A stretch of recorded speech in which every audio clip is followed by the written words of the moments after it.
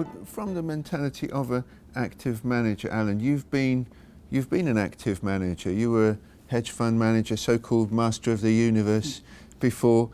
What sort of mentality does it take to leave behind all of that second guessing, timing and analysis of stocks and markets, and then simply set up your slumbering camp in a new era of passive investing? Well, I would say actually you can be active using index funds.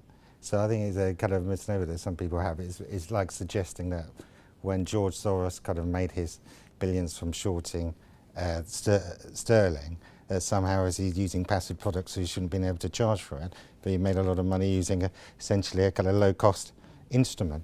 So, and in terms of asset allocation, if you look at the research, asset allocation tends to be about 91% of the overall returns. I think it's interesting if you look at the number of kind of, if you like, big names that are leaving the industry. And it's kind of almost every week there's another name, whether it's a kind of sabbatical where they never seem to come back for the sabbatical, or a kind of a retirement. Now you have to question why it is so many seem to be either kind of leaving or retiring or whatever. Is it because they recognise, if you like, the odds have now moved quite a lot over the last 10 or 20 years? The fact the information is disseminated to people in a much more efficient way means the information edge, which has been one of the big advantages of being an active manager, seeing the company early, making the decisions early, is kind of reduced substantially. So a lot of the edge which active managers had have gone away. Now you have seen actually in the UK equity space, the active managers done very well the last few years. But if you actually took out the market cap effect of that, market cap weighting of the average active portfolio, it is pretty much in line, less the cost. Because what happens is, typical active manager will have an overweighting in small mid caps, and over the last 5 or 10 years, large caps have massively underperformed small and mid caps. So everyone who's an active UK manager say how well they've done, but actually all that's happened is we've had an almost unprecedented outperformance of smaller mid caps. So the trends are still there, and kind of think what Warren Buffett said last week. Think of what he actually said for his legacy. How did the most successful fund manager in the world want his legacy invested? 10% in short-term bonds, and 90% in the Vanguard S&P 500 index fund. Now that is the most astonishing thing, isn't it? The most successful fund manager in the world is saying, I want to invest in 90% in an index fund and 10% into short-term US bonds. If I can bring in Alan Higgins at Coutts, what sort of investments are ETFs most suitable for? Would you tend to reserve them for tactical investments, for instance, where active managers may struggle to generate alpha? Not necessarily. We're talking about the US because it's where index investing is most, but it's also where alpha is harder to find. It's really hard to find, especially a big cap manager that's alpha. So in the US, we will own typically the index, but quite frankly, it's pretty expensive over here. I'd much rather replace it by S&P 500 futures, which is effectively free.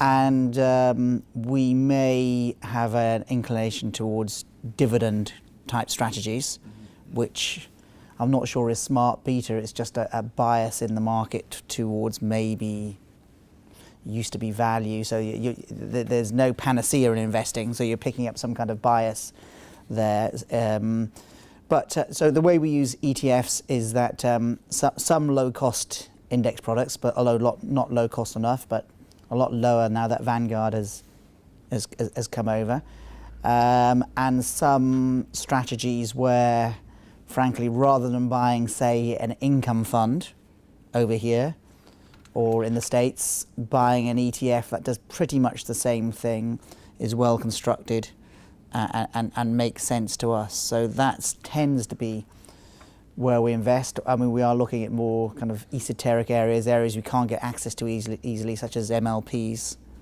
so oil infrastructure plays, which taxation gets in the way, US taxation gets in the way of an easy investment from a UK base. So putting those in an ETF sometimes makes sense. Where I'm most negative is fixed income, especially credit orientated ETFs. The fact that they tend to be 100% invested, and therefore very, very vulnerable to outflows, unlike actively managed funds which can keep big cash buffers, use CDS to get exposure. So we keep our fixed income orientated ETFs, our corporate credit orientated ETFs at very, very low levels. We're mainly in the equity space. Over the last couple of years, you very much identified these dividend-paying companies as a key plank of your portfolios. Are you happy with the type of ETFs available to invest in high dividend companies? Yeah, broadly, yes. I mean, since we've invested in them and they're in the portfolio, the issue is that are those companies now too expensive? But I think they've worked pretty well, and I'm sure they're very good longer term investments, because they're not just high dividend, they're also dividend growth, which is key. So they tend to get cut.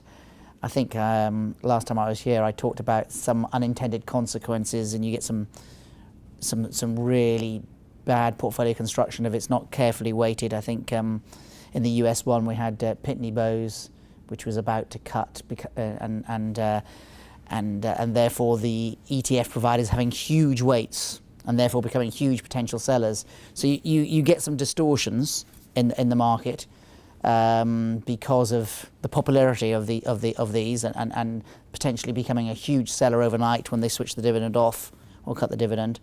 So they need to work hard to get rid of these type of market issues. But yeah, we're a fan. Just the question is whether that's now relatively a mature story.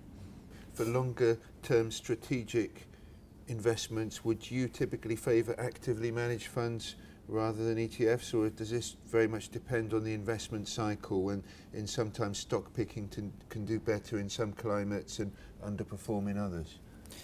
Yeah, I mean, we talked about the US earlier, where it's unless you take a small cap bias, it's very, very hard to find alpha. The way we look at it is that as a result of RDR, we charge an advice fee separately, like a lawyer now, and a product fee. So completely separating products. So there's an intense focus on what is the cost of the product, and total expense ratio is not perfect because it doesn't include everything, but it's a start, and so that's what people are focused on. So there is a move to lower cost solutions, but the way we look at it when we're managing discretionary funds is that we'll spend some of our tracking error budget, if you like, that's not tracking error, expense budget where we think there's alpha, and where have you seen alpha? Traditionally it's been in markets like Japan, where you've seen active management work, and actually Europe, that's where you've seen active management work, less so US and less so EM actually, with the exception of just a couple of managers.